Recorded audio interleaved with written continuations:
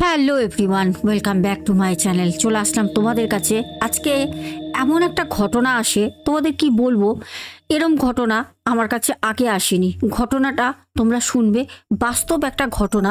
আমার মানে কি বলবো, ঘটনাটা সত্যি কোথাও গিয়ে প্রথমে মনে হচ্ছিল যে অ্যাকচুয়ালি বাস্তবে তো এরকম ঘটনা আমি এর আগেও শুনিয়েছি একটা। তো চলো, সেই ঘটনাটা যদিও একটু আলাদা ছিল, আজকের ঘটনাটা বেশ ভয়ঙ্কর। আর এই শীতের রাতে উফ, লেপের তলায় ঢুকে এরকম ঠান্ডা ওয়েদারে ঘটনা বেশ এত ভয়ঙ্কর ঘটনা, বেশ ভালোই লাগে। সবাইকে বলবো একটা করে লাইক করে দিও, যারা এখনো পর্যন্ত ভালোবেসে চ্যানেলটা সাবস্ক্রাইব করোনি করে নিও। সোজা যাব ঘটনায়। তবে হ্যাঁ, আরও একটা কথা বলি, সেটা হচ্ছে আমাদের শোনা কথা, আমাদের ভূত সত্য চ্যানেলের ঘটনাগুলো কেমন লাগছে অবশ্যই কিন্তু কমেন্টে জানিও। তো চলো ঘটনায় যাই। আচ্ছা, আজকে আমাকে যে ঘটনাটা পাঠান দিদিভাই বলেন, এখনও পর্যন্ত আমাদের বাড়িতে 1 বছর হয়নি, আমার বাবা মারা গেছেন। আমাদের বাড়িতে একটা শোকের ছায়া তার মধ্যেই ঘটে যায়। ঠিক আমার পাশের বাড়িতে একটা ভয়ঙ্কর ঘটনা, আর সেই ঘটনাটা ঘটে হচ্ছে শুধু আমাদের পরিবারের জন্য। আমরা কিন্তু কেউ জানি না। আর এটা সত্যি কথা বলতে, প্রতি কটা জায়গায় পাগল তো থাকে, পাগল বা কোনো পাগলি। যদি ছেলে হয় তাহলে আমরা পাগল বলি, মেয়ে হলে পাগলি বলি। আজকের ঘটনাটা আমার ঠিক পাশের বাড়ি একটা পাগল ভাই আছে। তাদের অনেক বড় বাড়ি, তাদের সম্পত্তি, তার দাদা আছে, মা বাবা নেই। অনেক বছর আগেই তাদের মা বাবা তাদের ছেড়ে চলে যায়। বৌদি, সেই পাগলটার মানে দাদা বৌদি সবই আছে। দাদার ছেলে ইংলিশ মিডিয়ামে পড়ে, মানে বুঝতে পারছো এখানে। কিন্তু সেই পাগলের পারিবারিক অবস্থা কিন্তু মানে খুবই উন্নত, তারা কিন্তু গরিব না। এবার যেহেতু সে মানে পাগল, তার মানসিক ভারসাম্যহীন, সে সেখানে গিয়ে যেইখানে অনুষ্ঠান হয় সেখানে চলে যাবে খেতে, যেখানে পুজো হবে বিনা নেমন্তন্নে সেই বাড়িতে চলে যাবে। ও অ্যাকচুয়ালিও পাগল, কিন্তু ও খেতে খুব ভালোবাসে। প্রতি কটা দোকানে গিয়ে গিয়ে বলবে আমাকে বিস্কুট দাও, কোনো দোকানে গিয়ে বলবে আমাকে সিঙ্গারা দাও, কোনো দোকানে গিয়ে বলবে চপ দাও। এরকমই একটা আমাদের পাশের বাড়ির মানসিক ভারসাম্যহীন ভাইয়ের আজকে জীবনের ঘটনা বলবো। সেই ভাইয়ের সাথে কি ভৌতিক ঘটনা ঘটে আজকে খুব ভালো করে শোনো।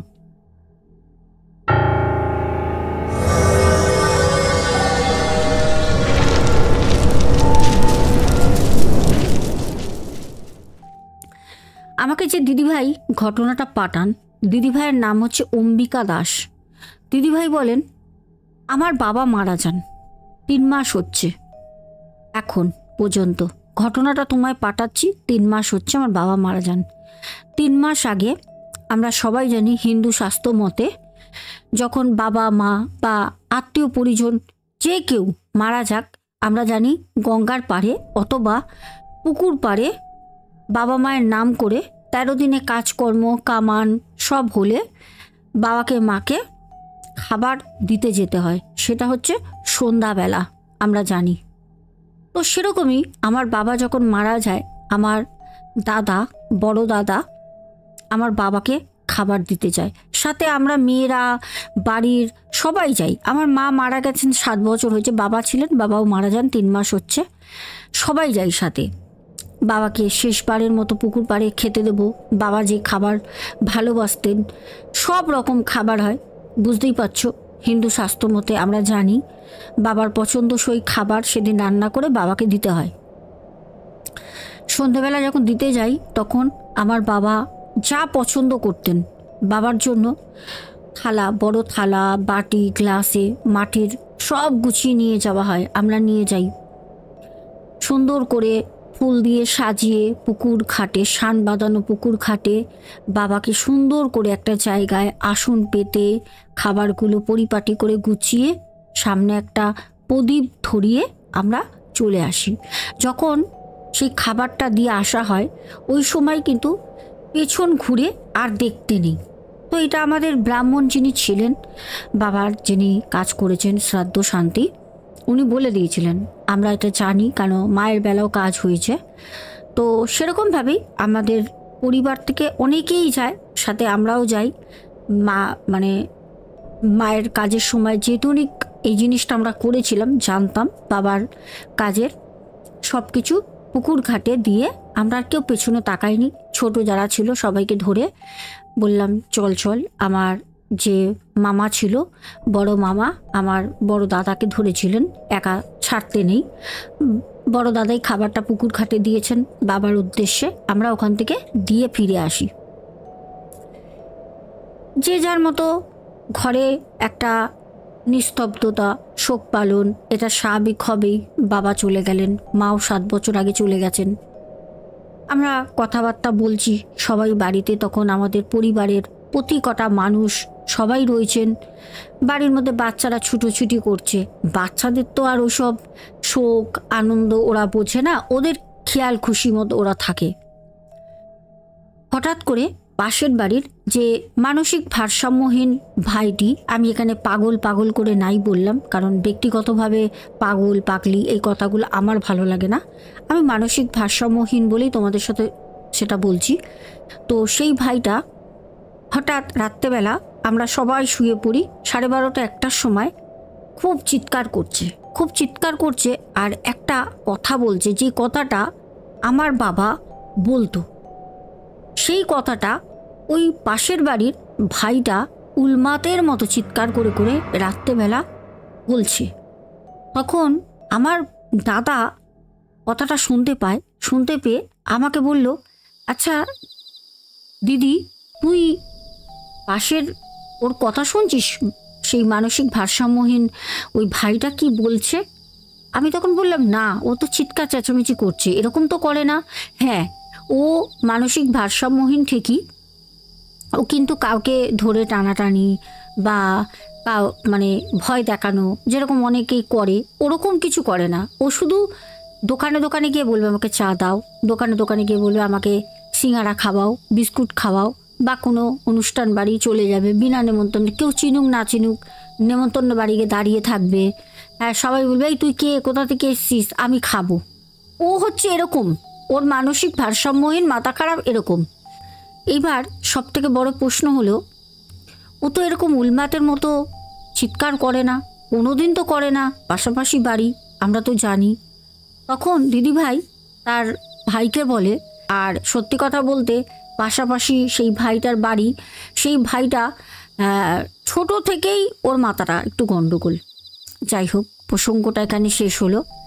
তো তখন আমার দাদা বলল যে হতে পারে বাবা তো ওর সাথে কথা বলতো, ডাকতো, কিরে আয় শোন, সকালবেলা ঘুরে ঘুরে বেড়াতো। ও আবার বাবাকে বলতো, আমাকে খেতে দেবে, আমাকে খাবার দেবে, আমাকে ডাকছো, কিছু রান্না করেছো। ও সবসময় খাবার কথাই বলতো। এবার সবথেকে বড় প্রশ্ন হলো, হয়তো বাবার কাছ থেকেই ও হয়তো ওই কথাটা কোনো সময় শুনেছে, জানে আমার বাবা আজ নেই, মারা গেছে, হতে পারে তার জন্যই ও হয়তো ওই কথাটা মনে করছে। আরে বাবা, ওরও মানসিক ভারসাম্য হলেই বা, হৃদয় বলে একটা বস্তু তো শরীরে আছে, সেটা তো ওর আছে। ও তো জানে যে ওই বাড়ির জেঠু মারা গেছে, মানে আমার বাবার কথা বলে। অম্বিকা দিদিভাই বলে যে ম্যাডাম, এরকম লাগাতার সপ্তাহখানিক চলতে থাকে। ও রাতের বেলায় ওরকমভাবে আমার বাবা যেই কথাটা সব সময় বলতো, ও না রাতের বেলা চিৎকার করে করে কথাটা বলতো। এবার আমরা সেই কথাটা কোনো সময় গায়ে লাগাইনি, কেন ও তো সাধারণ বা স্বাভাবিক না, ও তো মানসিক ভারসাম্যহীন। ওর সাথে কি কথা বলবো যে এই তুই কেন বলিস, এই কথাটা তো আমার বাবা বলতো সব সময়। ওর জন্য আমরা কোনো রকমভাবে সেটা মাথায় নিইনি। 1 সপ্তাহ পর ওই যে মানসিক ভারসাম্যহীন ভাইটা, তার দাদা আমাদের বাড়ি আসে দুপুরবেলা। আমি বাড়ি চলে এসেছিলাম, আমারও তো শ্বশুর বাড়ি আছে। যেই দিনকে ওর দাদা আসে পাশের বাড়ির ওই ভাইটার, সেই দিনকেই আমি সকালবেলা আমার দাদার বাড়ি যাই কিছু কাজে। পাশের বাড়ির ওই দাদা, মানে ওই ভাইটার দাদা এসে আমার দাদাকে বলল যে দেখো বিনোদ, আমার দাদার নাম হচ্ছে বিনোদ, বলছে, দেখো বিনোদ, একটা কথা বলতে এলাম। আমি জানি না আমার ভাই কি দোষারোপ করেছে। তোমার বাবার শ্রাদ্ধ শান্তি কাজকর্ম হওয়ার পরের দিন থেকেই আমার ভাই এরকম রাতের বেলা উন্মাতের মতো চিৎকার করে, আর চোখ মুখ বিভৎস লাল হয়ে যায়, আর টেনে টেনে নিজের মাথার চুল ছেড়ে গাল আঁচড়ায়, নিজের শরীরকে আঁচড়ায়। তখন আমার দাদা বলল, এখানে আমি কি করতে পারি, আমার কি করণীয়? তো আমিও সেখানে উপস্থিত। আমিও তখন বললাম সেই ভাইয়ের দাদাকে যে, দেখো, তোমার তো ভাইয়ের মাথাটা খারাপ, মানসিক ভারসাম্যহীন, তো ওকে তো পাড়ায় সবাই জানে পাগল। এবার দেখো, পাগলে কি না বলে আর ছাগলে কি না শোনে, একটা কথাই আছে, যদিও আমরা ছাগল না। আর তুমি এই সব বিষয় নিয়ে, আমার বাবা এই কদিন আগে আমাদের ছেড়ে চলে গেল, এই সব বিষয় নিয়ে তুমি আমাদেরকে বলতে এসছো। সব থেকে বড় কথা হচ্ছে, আমাদের এখনো পর্যন্ত মন মানসিকতা ভালো না। আমরা এখনো পর্যন্ত বাবার মৃত্যুটা কোনোভাবেই মেনে নিতে পারিনি। আমরা সত্যি খুব খুব মানসিকভাবে ভেঙে গেছি। এইসব কথা কেন বলতে এসছো, আমরা কি করব? এটা অম্বিকা দিদিভাই বলেন সেই পাশের বাড়ির মানসিক ভারসাম্যহীন ভাইটা দাদাকে। তখন দাদাটা বলল যে, না না, তোমাদের আমি বলতে এসছি কোনো কারণে না, আমি তোমাদের বলতে এসছি এই কারণে, তোমরা কি জানো যেদিনকে তোমার বাবাকে তোমরা উদ্দেশ্য করে সন্ধ্যাবেলা পুকুর পাড়ে সবাই মিলে নীরবতা পালন করে গিয়ে যে খাবার দিয়ে এসছো, তোমরা কি জানো সেই খাবারটা আমার ভাই খেয়েছে? আমরা শুনে চক্ষু চড়ক গাছ, কি, এটা কি করে হয়? আমরা তো আমাদের বাবার উদ্দেশ্যে দিয়ে এসছি, আমাদের বাবা যেগুলো খেতে ভালোবাসে। তখন বলছে, হ্যাঁ, এখানে তোমাদের কোনো দোষ নেই, তোমাদের কোনো দোষ নেই, বা তোমাদের কোনো দোষারোপ আমি করছি না। ও হচ্ছে পাগল, ওর মাথাটা খারাপ। তোমরা যখন পুকুর পাড়ে খাবারগুলো গুছিয়ে দিয়ে আসো, ও খাবারের প্রতি আসক্ত। ও পচা কোন খাবার, কে খাবার ফেলে দিয়েছে, ও যে বাড়িতে খেতে পারে না তা না, ও বাড়িতে দুবেলা ভালো মতো খেতে পারে। ফল থেকে শুরু করে খাবার, মাছ ভাত মাংস বাড়িতে যেরম হয়, একটা মধ্যবিত্ত বাড়িতে ও সবই খাবার খায়, সবই পায়। কিন্তু তবুও ও লোকের আনাচে কানাচে বাড়িতে, অনুষ্ঠান বাড়িতে, পুজো বাড়িতে ও গিয়ে চেয়ে চেয়ে খায়। আমার ভালো লাগে না। আমার ছেলে ইংলিশ মিডিয়ামে পড়ে, আমাকে অনেকে চেনে, বলে তোমার ভাই এসছিল, অনেক বিয়ে বাড়িতে গন্ডগোল করে আসে, সবাই খাচ্ছে, একটা চেয়ারের মধ্যে 4 জন বসে, ও গিয়ে হট করে ওইখানে বসে পড়লে চেয়ার নিয়ে। সবাই তোকে থেকে ভয়তে পালাতো, কারণ ও মানে এরকমই চোখ মুখ করতো। খাবো, আমি খাবো, মানে খাবার দেখলে যেন চোখগুলো বেরিয়ে আসতো, খাবো। তখন আমাদের অম্বিকা দিদিভাই বলে যে, এ তো শুনে আমার মানে শরীর খারাপ লাগছে, কারণ এইটা কি করে সম্ভব?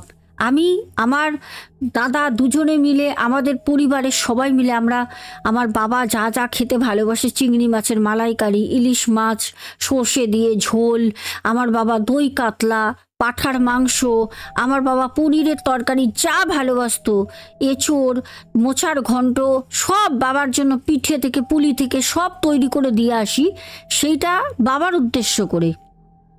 ব্রাহ্মণ বলেছিল যে যখন দেবে আর পেছনে ফিরে দেখবে না। এটা হিন্দু শাস্ত্র মতে, আমরা যারা হিন্দু আছি আমরা সবাই জানি যে দিলে পারে বাড়ির লোক বাবাকে মন করে ওখানে খাবারটা দিয়ে পুকুর পাড়ে হাত জোড় করে ওখানে বলে যে, বাবা, তোমার মনের পছন্দ মতো তুমি যেগুলো খেতে ভালোবাসতে সব খাবার আমি এখানে দিয়ে গেলাম বাবা, আমি জানি তুমি আমার আশেপাশে রয়েছো, তুমি খাবারটা খেও বাবা, তোমাকে দিয়ে গেলাম বলে সেই সন্তান, বড় সন্তান যে থাকে, ছেলে, সে বড়ই হোক ছোটই হোক যেই থাকুক না কেন, দিয়ে আর কেউ পরিবারের পেছনে ঘুরে দেখে না, সেটা গঙ্গার ঘাটেই দিক, পুকুর পাড়ের দিক, কারণ এখন তো গঙ্গা সবার পড়ে না, আর দূরত্ব পড়ে যায়, অনেকে গঙ্গায় খাবার দাবার নিয়ে যাবে, হয় না, পুকুর পাড়েই দেয়, বাঁধানো খাট থাকলে ওখানে দিয়ে আসে।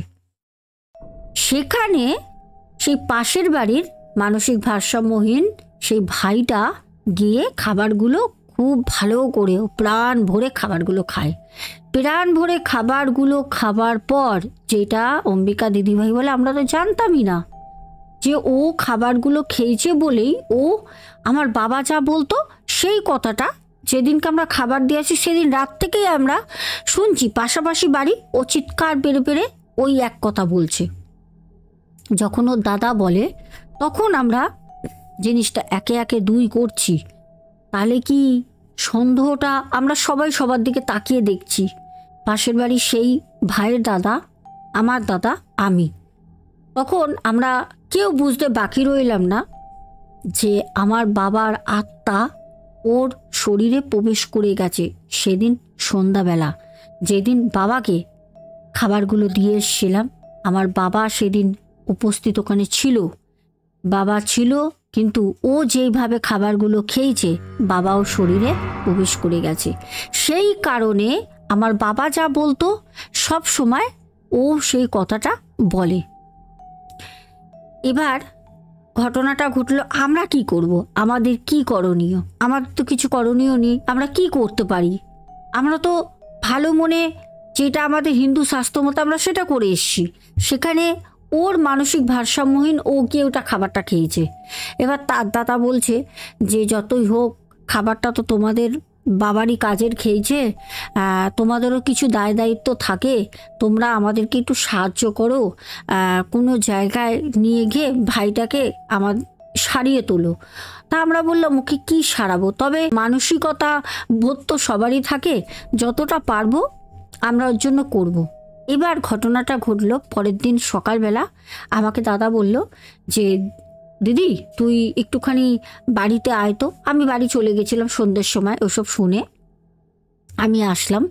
আমাকে দাদা বলল যে দেখ আমার তো অফিস আছে, এই কদিন তো বাবার কাজে অফিস বন্ধ করে ঘরে বসেছিলাম, অফিস তো যেতে হবে। পাশের বাড়ির ওই ভাইকে নিয়ে ওর দাদা এক জায়গায় যাবে, তো যেহেতু আমাদেরই বাবা ওর শরীরে রয়েছে, ওরা বলছে, সেটা দাবি করছে, তা তুই একবার সাথে যা। আমাদের অম্বিকা দিদিভাই বলল যে আমি কি যে জ্বালায় পড়লাম, আমি কি করে বোঝাবো। আমি বললাম ঠিক আছে, যেতে হবে যখন যাব। অম্বিকা দিদিভাই বলে ম্যাডাম আমাকে নিয়ে ওর দাদা আর ওই ভাই যার মাথাটা খারাপ, আমরা একটা গাড়ি করে অনেক দূর একজনের কাছে গেলাম। সে একজন মুসলিম পীর বাবা, ওনাদের জানা পরিচয় আছে, আমরা ওনাকে চিনতাম না সেই দিন পর্যন্ত। ওখানে গেলাম, যেতে ওই যে ভাই কোনো মতে ঘরে ঢুকবে না, কারোর ক্ষমতা নেই গাড়ি থেকে পা রাস্তায় ওকে নামাবে। আমি তো দেখে অবাক, এ কি একটা মানসিক ভারসাম্যহীন ছেলে যার মাথার ঠিক নেই, যে পাগলের মতো করে, তাকে গায়ে এত জোর, তার গায়ে এত জোর কিভাবে? এটা কিভাবে সম্ভব?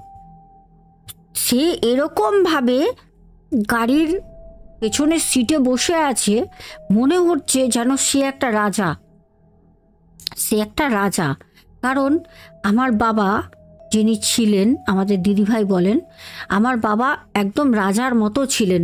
কারণ আমার বাবা আমাদের সংসারে কোনো রকম অনটন, কোনো রকম টাকা পয়সার কোনো অসুবিধা বাড়িতে এইসব আমাদের সেরকমভাবে ছিল না। যে পরিবারে কোনো দিন হয়নি তা না, বহু বছর আগে সেই জিনিসটা ছিল, আস্তে আস্তে জিনিসটা অনেকটা ভালোর দিকে যায়। আর আমার বাবা বাড়িতে খাবার দাবার থেকে বিশাল প্রতিপত্তি মানুষ একজন ছিলেন। মানে ওনার কথা ছিল আমাদের পরিবারের শেষ কথা, এইটা করতে হবে তো করতে হবে, এখানে যাওয়া হবে তো যাওয়া হবে। ওনার ছিল এরকমই, বাড়ির মধ্যে সবার কাছে একটা সম্মান। তো সেই জিনিসটা আমি দাঁড়িয়ে দেখছি, সেই মানসিক ভারসাম্যহীন ভাইয়ের মধ্যে চোখে মুখে বোঝা যাচ্ছে যে না, সত্যি সত্যি আমার বাবা ওর শরীরে রয়েছে। আমি যখন ভাইটাকে বলছি ওকে তো নামানো যাচ্ছে না, এমনকি ওর দাদা ছুটে গিয়ে ভিতরে যে পীর বাবার কাছে নিয়ে যাওয়া হয় জানাতে দুটো লোক পাঠায়, সেই পীর বাবা সাথে আসলো। সে পীর বাবার লোকগুলো বলছে গাড়ি দিয়ে নাপ, ভেবে আয় গাড়ি দিয়ে নাপ। ও গাড়িতে বসে রয়েছে, সেই ভাই ওদের দিকে তাকিয়ে রয়েছে এরকমভাবে, মানে ওরা না পেছনে হাত দিয়ে গুটিয়ে গেল, চুপচাপ দাঁড়িয়ে পড়লো পেছনে হাত দিয়ে। তখন ওর দাদা ওই দুটো লোককে বলছে, পীর বাবার যে দুটো লোক, যে আপনারা একটু নিয়ে যেতে পারছেন না, ওকে একটুখানি নিয়ে চলেন না, আপনারা দেখেন না কিছু করে নিয়ে যেতে পারেন নাকি। তখন ওরা বলল যে আমরা পীর বাবাকে খবর দিচ্ছি, ও যাবে না, ওকে নিয়ে যাওয়া যাবে না, পীর বাবা আসছে এখানে। আমি তখন বললাম যে এ ভাই চলো না ভাই, তোমার শরীরটা খারাপ করেছে, চলো ওই বাড়িতে অনেক রান্না হয়েছে, তোমাকে খেতে দেবে, চলো। কেন, ও খাবার ভুকা, ওর একটাই লোভ, সেটা হচ্ছে খাবার, তার জন্য ওকে খাবারের লোভটা দেখানো হলো। ও তখন বলল, মারে খুব চালাক হয়ে গেছিস না। আর যেই কথাটা বলল, অম্বিকা দিদিভাই বলছে, ম্যাডাম আমার সারা শরীর না কাটা দিয়ে উঠলো। আর তোমাদের বলছে আমার গা কাটা দিচ্ছে। বলছে সারা শরীর গা কাটা দিয়ে উঠল। আর গলার শব্দ সেই ভাইয়ের না, আমার বাবার। আমার বাবা কথা বলছে আমার সাথে।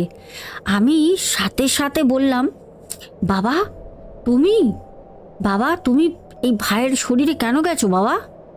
তখন গাড়িতে বসে সেই ভাই হাসছে, এমনভাবে হাসছে, সেই হাসি দেখার মতো ওখানে দাঁড়িয়ে ক্ষমতা আমার নেই। ওই হাসি আমি দেখছি হাসছে। সাথে সাথে এই পীর বাবার দুজনের মধ্যে একজন পীর বাবাকে ডাকতে গেছিলেন, উনি আসলেন। পীর বাবা বলছে, গাড়ি দিয়ে নামো, আমার সাথে এসো। কি খাবে তুমি? অনেক রান্না আজকে হয়েছে, তোমার জন্য আসন পেতে দেখো তোমার বৌদি বসে আছে, এসো আমার সাথে এসো। গাড়ি দিয়ে সেই ভাই বলছে, কি ভাবছো আমাকে? আমি কিছু জানি না?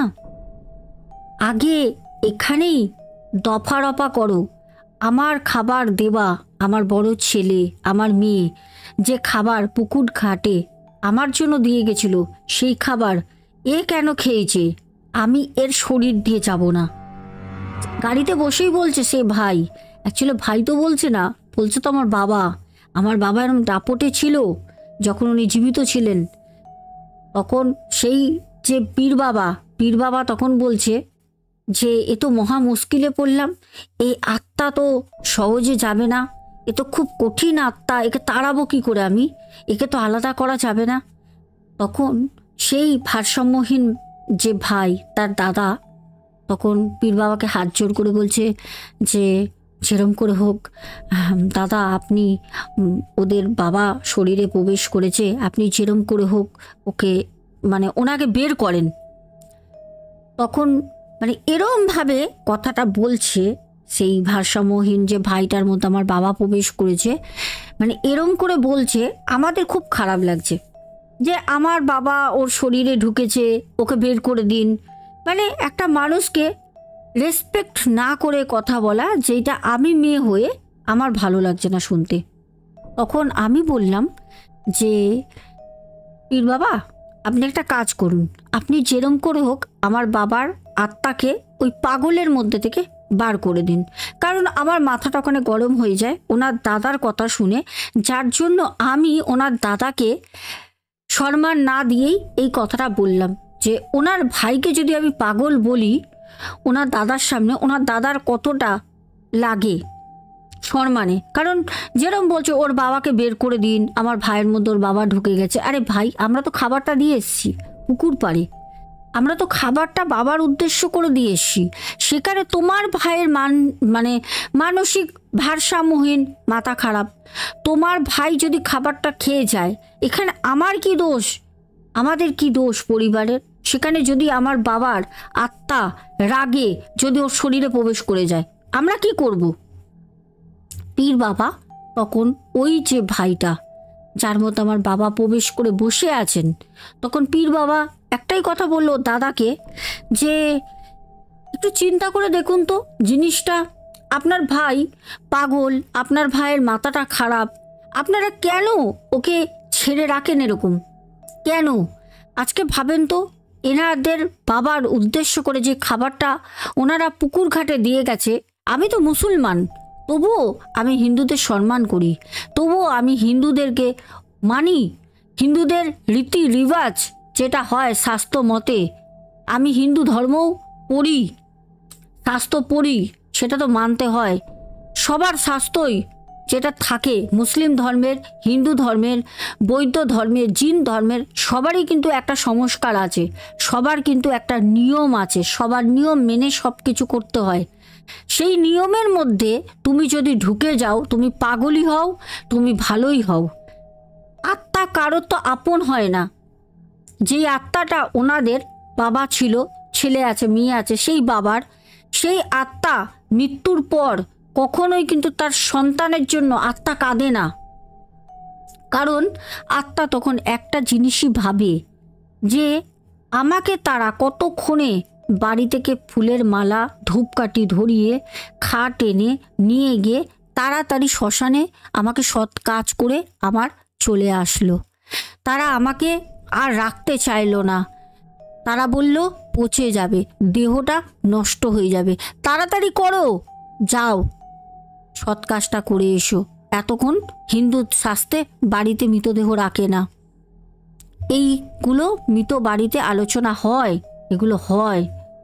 এগুলো হয়তো হিন্দু শাস্ত্র মতে বাড়ির আত্মীয় পরিজন ভালোর জন্য বলে, কিন্তু যে মারা যায় তার আত্মাটা উপস্থিত থাকে, খুব নর্মভাবে বাচ্চাদের মতো স্নেহ করে তাকে শেষ চির বিদায়টা দিতে হয়।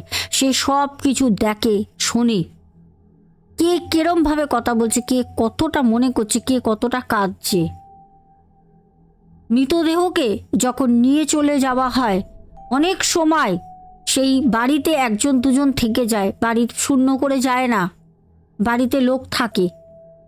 যখন মৃতদেহটা নিয়ে চলে যায়, অনেক আত্মা শ্মশানে যায় না, মৃতদেহর সাথে দৌড়ায় না, অনেক আত্মা বাড়িতে থেকে যায়, দেখে যে বাড়িতে থেকে আমার জন্য কে কাঁদছে, আমার জন্য কতটা চোখের জল ফেলছে, এগুলো কিন্তু সবই মৃত মানুষ দেখে। যখন ওনার বাবার খাবারটা দিয়ে আসে, ও খায়, তখন কিন্তু ওনার বাবা রেগে যায়, রেগে গিয়ে তুই আমার খাবার খাচ্ছিস, তোরই শরীরে আমি বিরাজমান থাকবো। কি আর বলবো বলো, মাঝখানে তোমাদের সাথে আবার একটু কথা বলতে হলো, সেটা হচ্ছে বুঝতেই পারছো পাওয়ার কাট হয়ে গেছে।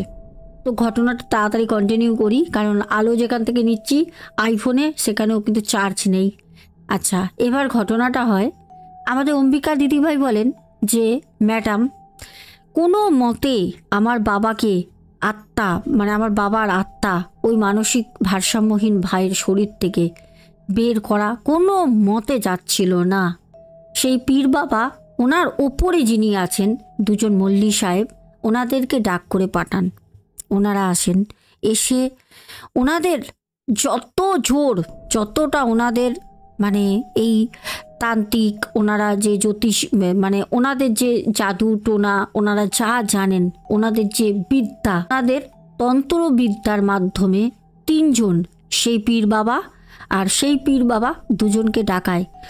ওনারা এসে আমার বাবাকে নিয়ে যেতে, ওনাদের যে আশ্রম ছিল সেই পীর বাবার মসজিদের পেছনে, সেই আশ্রমে নিয়ে যেতে সক্ষম হয়। তারপরে নিয়ে যাওয়ার পর ওখানে সেই মানসিক ভারসাম্যহীন ভাইটার শরীর থেকে আমার বাবার আত্মাকে আলাদা করা হয়। আমার বাবার আত্মাটা মুক্তি তো হয়েছিল, কিন্তু রাগে উনি এতটাই রেগে গেছিল, সেই খাবার খাওয়াতে উনি শরীরের মধ্যে যে ঢুকেছিল, লাস্টে উনি বলে যে আমি সহ্য করতে পারিনি, আমি যখন জীবিত ছিলাম তখনও আমি সব কিছু বাদ বিচার প্রতিকটা জিনিস নিষ্ঠাভাবে আমার পরিবারে পালন করা হতো।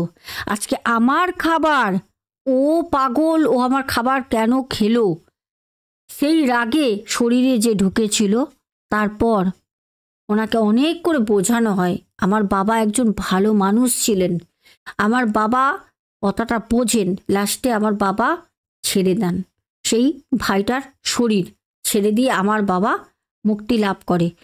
কারণ মুক্তি লাভ করে এই কথা কেন বলছে দিদিভাই, দিদিভাই বলে ওখানে যে তিনজন তাবর তাবর পীর বাবা ছিলেন, ওনারাই বললেন যে আপনার বাবার মুক্তি তো আপনারা যখন হিন্দু শাস্ত্র মতে শ্রাদ্ধ শান্তি করেছেন, মুক্তি হয়ে গেছিল, কিন্তু ওই যে খাবারটা দেওয়াতে, খাবারটা যে ও খেয়ে ফেলেছিল পাশের বাড়ির ভাই, তার কারণে ওর শরীরে গিয়ে বাবার আত্মাটা আটকে গেছিল, বাবার রাগে ওর শরীরে ছিল, বাবা শরীর থেকে বেরোতে পারছিল না রাগে, মানে থাকে না আমি এটা করব তো করবই, অনর একটা কিছু প্রতিশ্রুতি পেলাম তো পেলাম।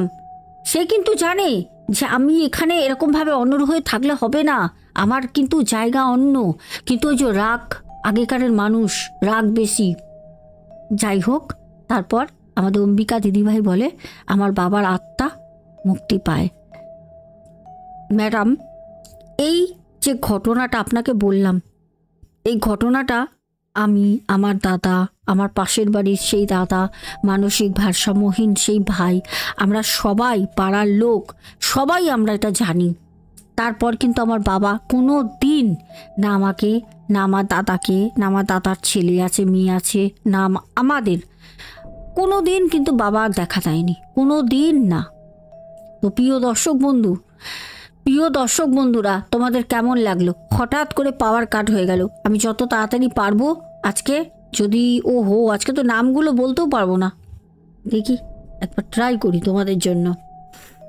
ফেসবুকটা চলে ভালো, কিন্তু এমনি কিছু আসে না। এই দেখো, তোমরাই দেখে নাও কি হয়ে রয়েছে। দেখো আমার বের করতে পারলে আমি অবশ্যই বলবো।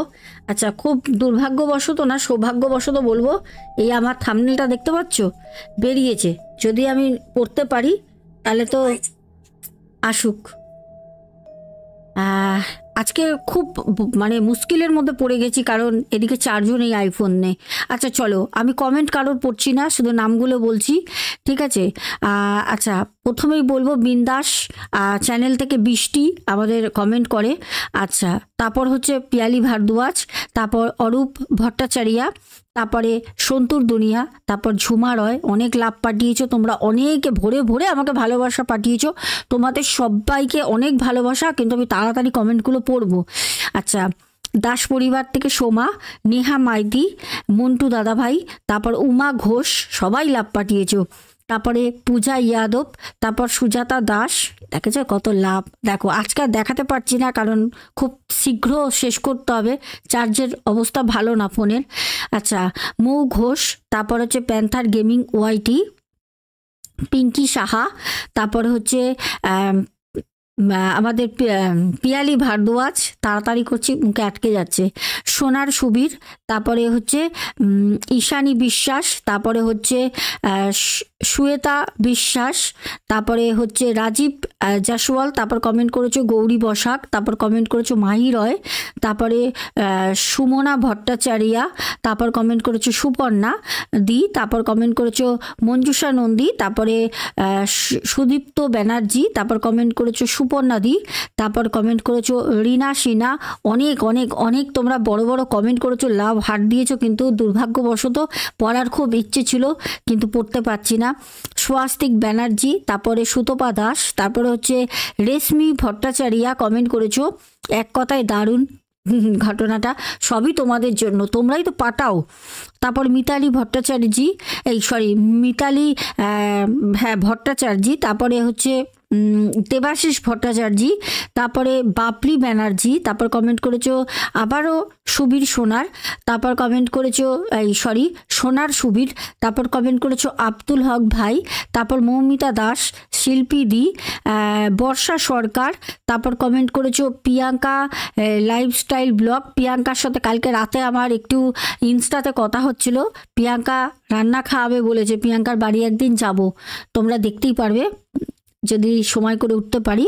আচ্ছা, প্রদীপ দাস, সঙ্গীতা, তারপরে বাবলি মল্লিক, তারপরে কিষাণু মান্না, তারপরে কমেন্ট করেছো তনু নন্দী, আমাদের মাম্পি বোন, তারপর কমেন্ট করেছো বর্ষা সরকার, আবারও সরস্বতী দে, তারপরে কমেন্ট করেছো হচ্ছে শুভঙ্কর ঘোড়ই, বলেছো দিদিভাই তুমি কেমন আছো? আমি খুব ভালো আছি, হ্যাঁ সবসময় পাশে থাকার তুমি অঙ্গীকার দিয়েছো আমাকে, আর আমি চাই থাকো সব সময়। রূপা দে, এসকে কালিম দাদা ভাই, তারপরে শ্রেয়াস, তুমিও কমেন্ট করেছো। শ্রেয়াস একটা দারুণ ফুটেজ সহকারে একটা ঘটনা পাঠিয়েছে, এখন কিছু বলবো না, খুব তাড়াতাড়ি ঘটনাটা তোমাদের সাথে শেয়ার করব ফুটেজ সহকারে। ও মাই গড, কালকে ফুটেজ থেকে রাতের বেলা না সারা শরীর আমারই ঠান্ডা হয়ে গেছে, এমন ভিডিও সাথে এমন ফুটেজ খুব তাড়াতাড়ি আসবে, একটু ওয়েট করো। সুয়াতি বিশ্বাস, তারপরে রিনা সিনহা, তারপর পিঙ্কি সাহা, তারপরে কমেন্ট করেছো শিয়াস আবার, তারপরে শিয়াস ভাই, তারপরে ভাস্কর অধিকারী, তারপর ভক্তিগীতি,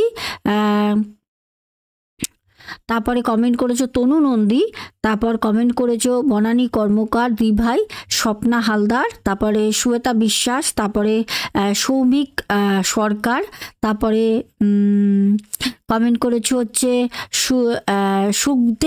সুখদেব পাঞ্চাল, তারপরে চন্দনা গোপে, তারপরে পুতুল রয়, তারপরে রীতা দে, তুমি কমেন্ট করেছো দিদি ভাই। আচ্ছা, তারপর কমেন্ট করেছো স্বপ্না বাজাল দিদি ভাই, তারপর MS বিউটি, তারপরে কণিকা বিশ্বাস, তারপর টুম্পা বিশ্বাস, তারপর পুলক চক্রবর্তী ভাই, তারপর পারমিতা সাহা, তারপর আবারও শিয়াস আমাকে অনেক হাত পাঠিয়েছে, তাও আবার আমার ড্রেস যেরকম পরেছিলাম কালকে পিঙ্ক কালার, ওরকম ম্যাচিং করে, যদিও আমি তোমাদের এতটা দেখাতে পারবো না, অনেক আছে অনেক, কারণ বারবার বলছি খুব প্রবলেমে রয়েছি, আমাদের এখন কখন নিয়ে চলে যাবে না। দাঁড়াও 1 মিনিট, এটা কি হলো, হচ্ছে পূজা যাদব, তারপর জয়িতা লাইফস্টাইল, তারপর হচ্ছে নোয়ান ভাই, অনেক লাভ পাঠিয়েছে, এই দেখো অনেক লাভ। আচ্ছা, বনানী কর্মকার দি ভাই, তারপরে মহুয়া পাল, আমার খুব ইচ্ছে ছিল গো কমেন্টগুলো পড়ার, এত সুন্দর তোমরা কমেন্ট করেছো, এত মানে সময় দিয়ে বড় বড় করে, সত্যি মানে আমি কি বলবো, কিন্তু পড়তে পারছি না, সব একটা টেনশন কোথাও গিয়ে কাজ করছে, কারণ কখন ফোনটা বন্ধ হয়ে যাবে। আচ্ছা, একজন আমাকে কমেন্ট করেছো যে নজরে এলে আমরা আমাদের, মানে এইটা হচ্ছে আইডির নাম, ঠিক আছে, এত বড়। আচ্ছা, বাবলি ব্যানার্জি, তারপর হচ্ছে জলি নন্দী পরপর দুটো করেছে, আবার বৃষ্টি আমাদের কমেন্ট করেছে, আর লাস্টে হচ্ছে রত্না সরকার দিভাই কমেন্ট করেছে। সবাই দেখো আমাকে কত হার্ট পাঠিয়েছে। আজকে অনেকটা সময় নিয়ে ভেবেছিলাম, অনেকগুলো কমেন্ট খুব আমার মনে লেগেছিল, যাক দরকার নেই, নেক্সট ডে মানে কালকে 10:30টায় যে ঘটনা আসবে, দারুণ একটা ঘটনা আসবে, চেষ্টা করব ফুটেজ সহকারে আমাদের শিয়াস ভাইয়ের ঘটনাটা দেওয়ার, শুধু দেখবে গা থমকে যাবে, তোমরা যেখানে শুয়ে থাকবে সেখান থেকে নড়তে পারবে না, এতটাই ভয়ের। আর আজকের ঘটনাটা কেমন লাগলো কমেন্টে নাম লিখে দেবে, কে কোথা থেকে আজকে ঘটনাটা শুনলে অবশ্যই। আর নতুন বন্ধুরা যারা নীরব দর্শক হয়ে ঘটনা শোনো, আমি চাই তোমরাও তোমাদের নাম আর কোথা থেকে ঘটনা শুনছো আমাকে লিখে জানাও, ভালো লাগবে। আমি আগামীকাল রাতে 10:30টায় আসছি ঘটনা নিয়ে, তোমাদের সাথে নামগুলো সব শেয়ার করে দেবো। আজকের মতো গুড নাইট, টাটা, সবাই খুব ভালো থেকো, চলো।